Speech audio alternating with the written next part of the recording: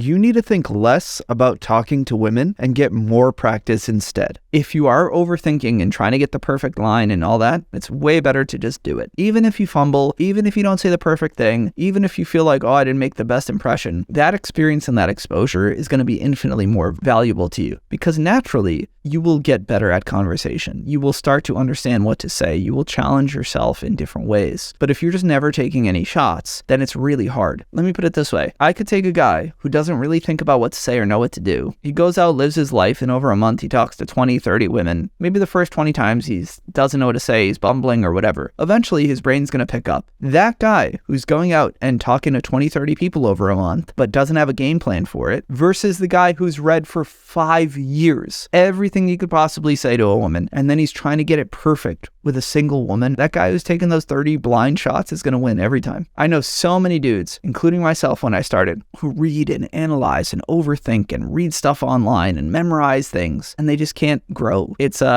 analysis paralysis. You don't need that much info. You don't need to know the perfect line. Humans have been connecting for thousands of years. You need to be present. You need to show up. You need to actually listen. Those are more important fundamentals, and those come through experience and your anxiety starting to lower, so you can naturally feel relaxed and access your creativity. Listen and not be all the time in your head. We all talk all the time. You talk to friends, you talk to families, you talk to colleagues, you talk to your teachers. You know how to talk. You've held conversations in your life. It's just in these conversations, we have a lot of social anxiety, a lot of inhibitions. And so that exposure, that experience starts to mitigate a lot of that. So it's funny when guys are like, what's the line? What's the line? What's the line? The question I would rather ask is, are you slowing down? Are you listening? Are you taking time to respond? Are you actually hearing what she's telling you? Are you trying to relate and not just say the first thing that comes to mind? That's what makes good conversation. It's not necessarily about the topic or the line. It's about how it's being said. When we were in our pickup days, guys would ask us what's the line, and we would come up with the silliest things to go talk to women to prove it. We would say